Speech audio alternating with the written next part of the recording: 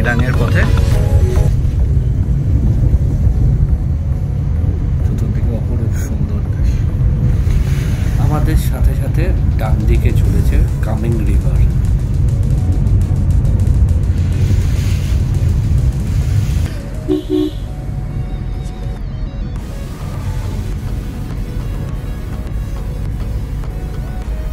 এখন আমরা যাব টিপ্পি অর্কিড রিসার্চ সেন্টার।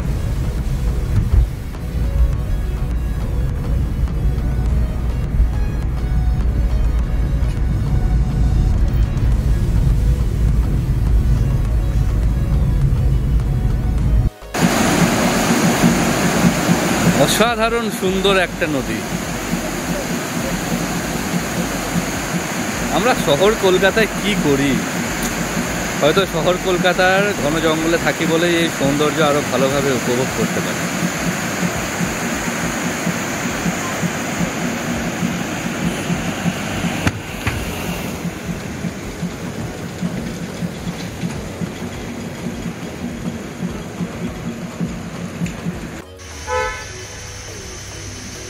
আমরা এখন অর্কিড রিসার্চ সেন্টার টিপ্পিতে পৌঁছে গেছি।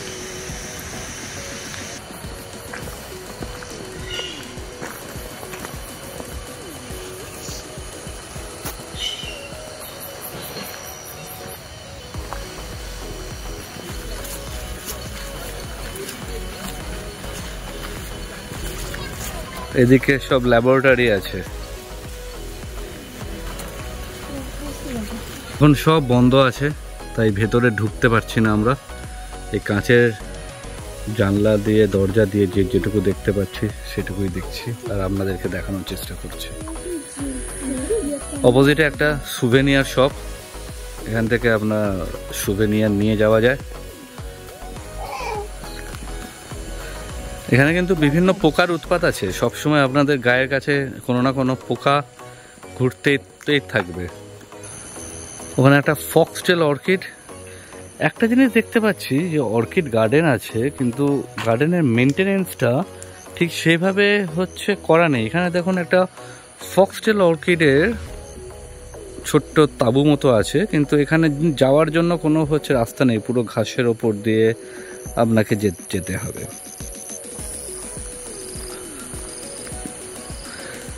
যাই হোক, মানে নেচারের মধ্যে একদম ন্যাচারালভাবে আছে, এটাই হয়তো মানে সব থেকে বড় প্রাপ্তি আর কি আমাদের।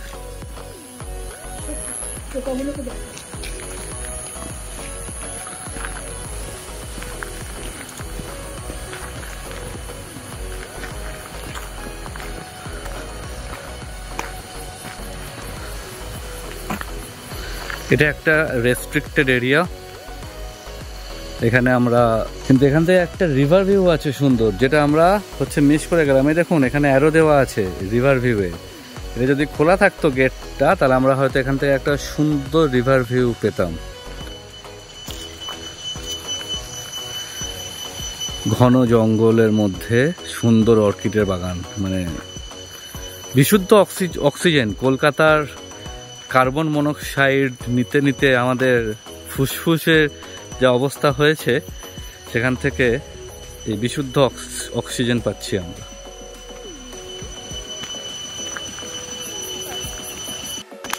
যে জায়গাটা আপনাদেরকে বলছিলাম যে রেস্ট্রিক্টেড জোন, ওয়ার্নিং নো ট্রেসপাসিং, সেই জায়গাটা একজন মহানুভব মানুষ খুলে দিয়েছেন আমাদের জন্য, যেখান থেকে আমরা এখন রিভার সাইড যাচ্ছি।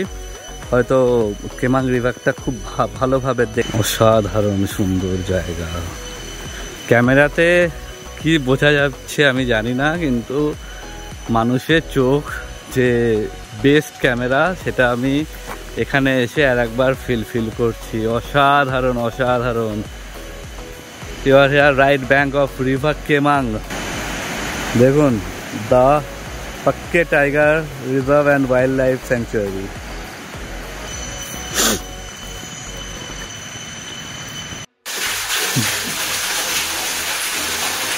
যে অর্কিডের তাঁবুটা বলছিলাম তখন বন্ধ আছে, সেটা এখন খুলে গেছে। দেখুন কত ধরনের অর্কিড আছে এখানে।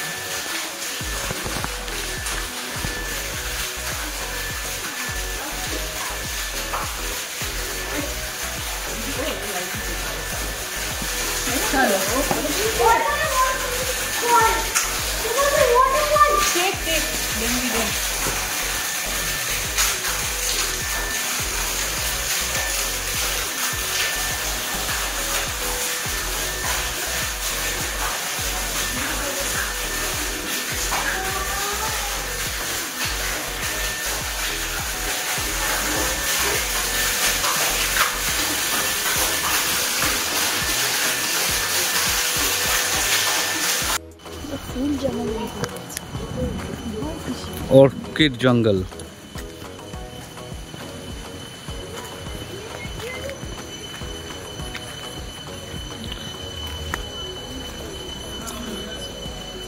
এটা কিন্তু জবা গাছ। ও লাভলি ফ্লাওয়ারটা।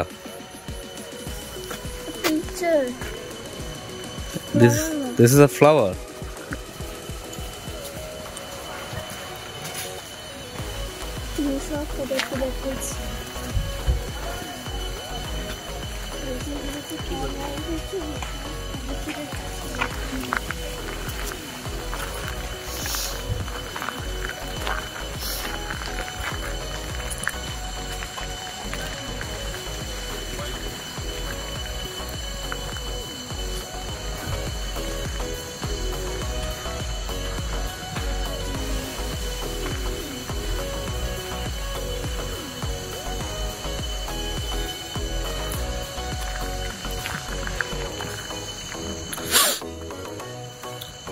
জায়গা এখানে ফেলুদার কোনো রহস্য রোমাঞ্চ সিরিজ আরামসে হতে পারে।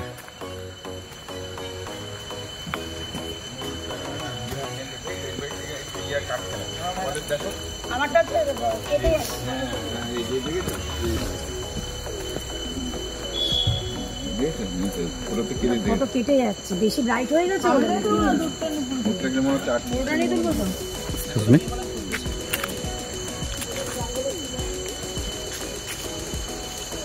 একদম ভিতর পর্যন্ত যাওয়া যাবে। এখানে সামনে আরো যাওয়া যায়, আমরা আপাতত আর যাচ্ছি না।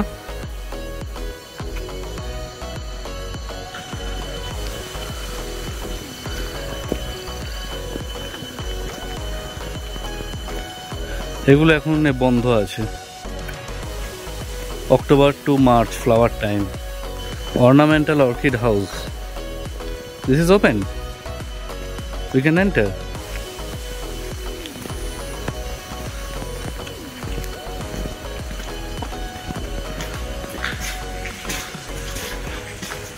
Do not touch any flower.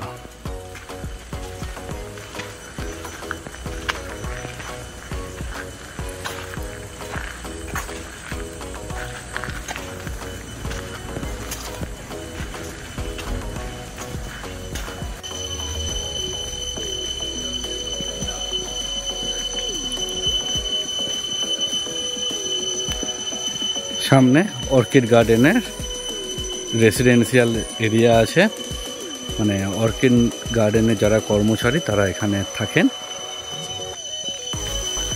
এখানে একটা কালচারাল ল্যাব আছে যেখানে অর্কিড নিয়ে কালচার হয়।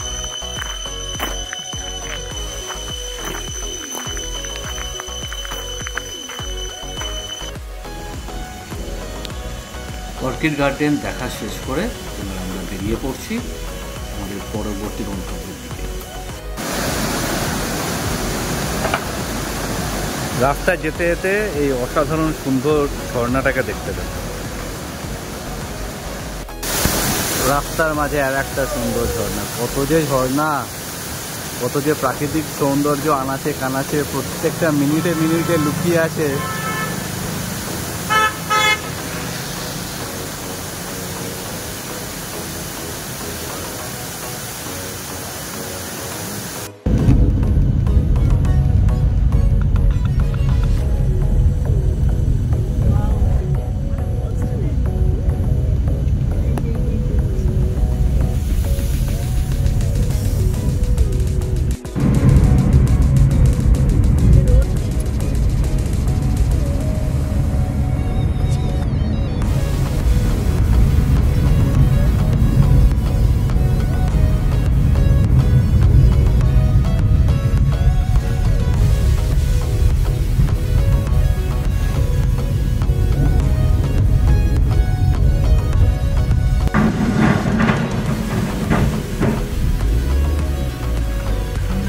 পাহাড়ি রাস্তাতে এরকম লোহার ব্রিজ না হলে যেন জার্নিটা করতে পারে।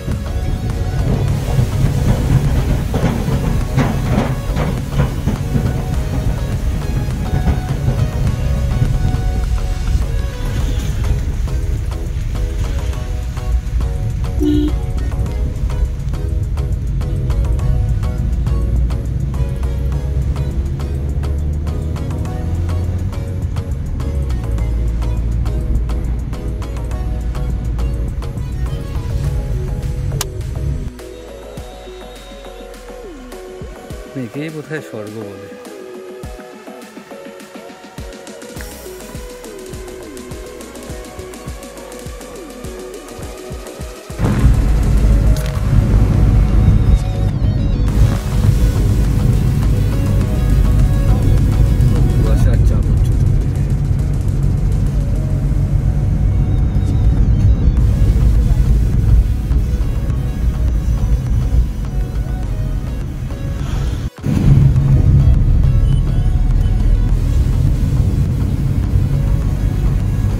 আমাদের পরবর্তী গন্তব্যস্থল সেসা ওয়াটারফলস।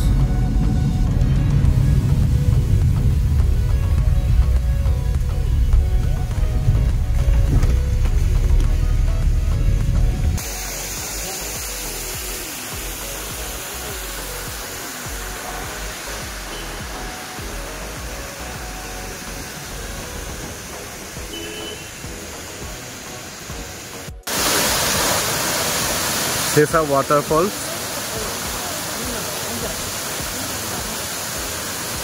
পাহাড়ের মধ্যখানে।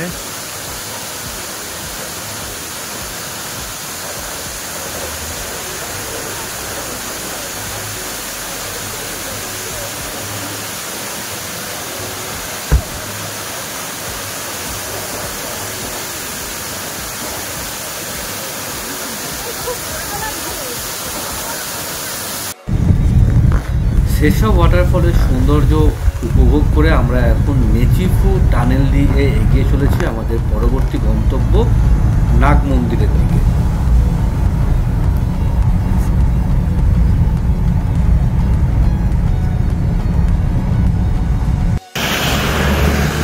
আমরা এখন আছি অরুণাচলের নাগ মন্দির অঞ্চলে।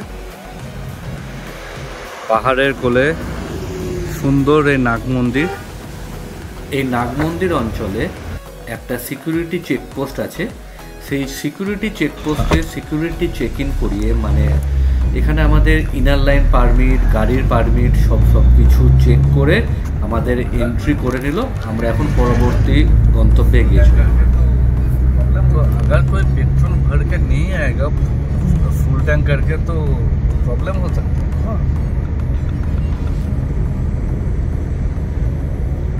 भानुपुर में कवर पेट्रोल पंप नहीं है, वही सामने है टेंगा में पेट्रोल पंप है।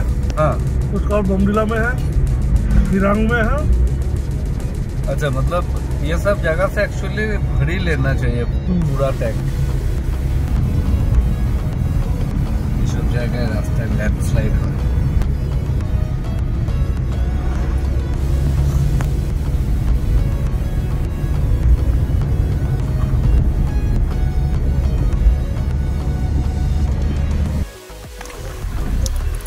टेंगा सिटी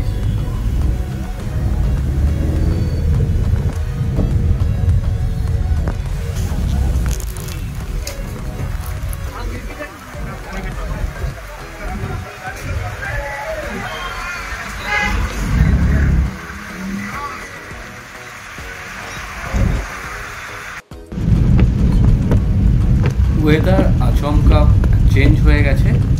বেশ জোরে বৃষ্টি পড়ছে বাইরে, সাথে ঘন কুয়াশা।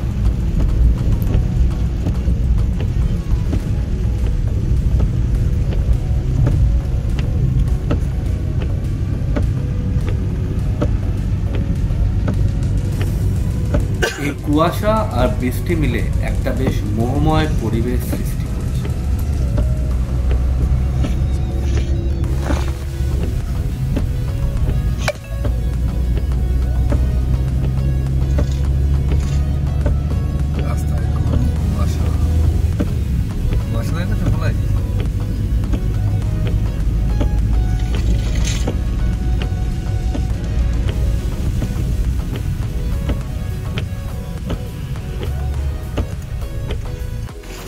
বেলা প্রায় 2টো বাজে।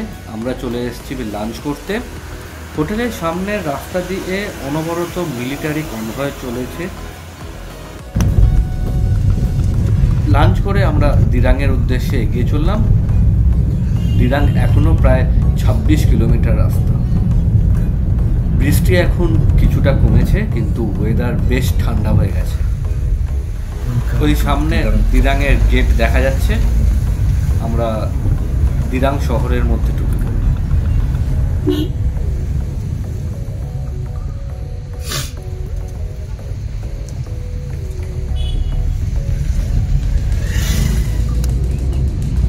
পৌঁছে গেছে।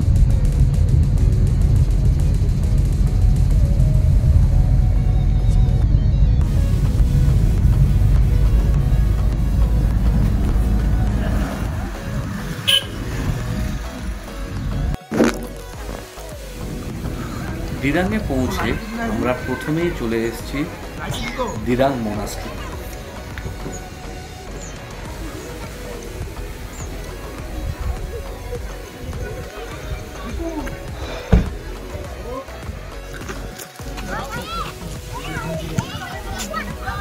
মনাস্ট্রির সামনে একটা সুন্দর খোলা খেলার মাঠ আছে। দর্শনার্থী বাচ্চারা এখানে প্রাণ খুলে মন খুলে খেলা করছে।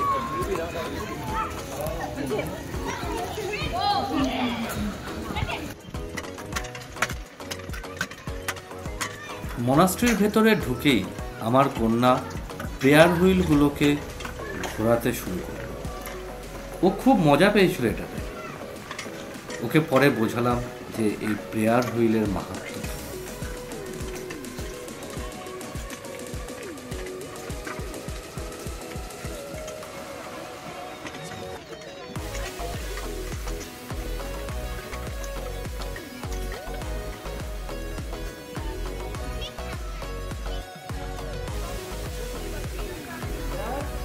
আমরা এখন পৌঁছে গেছি মনাস্ট্রির মূল মন্দিরের সামনে।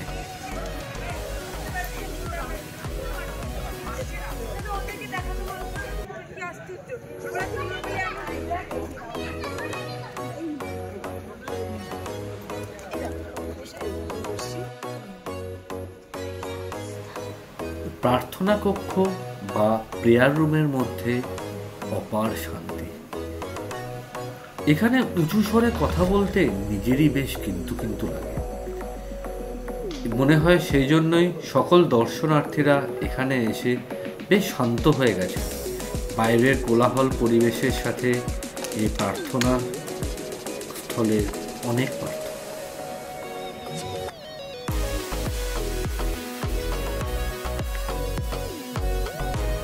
প্রার্থনা কক্ষের দেওয়ালে বা ছাদের অপরূপ কারুকার্য আপনাদের মোহিত করে রাখতে বাধ্য।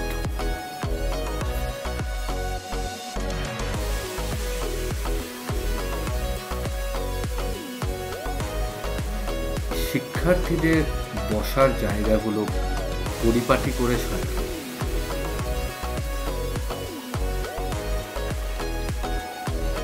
এখানে পার্কিংয়ের যথাযথ ব্যবস্থা আছে। পাহাড়ের কোলে এই মনেস্ট্রির সৌন্দর্য কিন্তু সত্যিই অপূর্ব। মনেস্ট্রি থেকে বেরিয়ে চতুর্দিকে পাহাড়ের এই সুন্দর রূপ দেখে মনটা সত্যিই ভরে যায়। এই মনেস্ট্রি থেকে বেরিয়ে এবার আমরা যাব হোটেলে। হোটেলের রিভিউ নিয়ে আবার আসবো পরবর্তী পর্বে।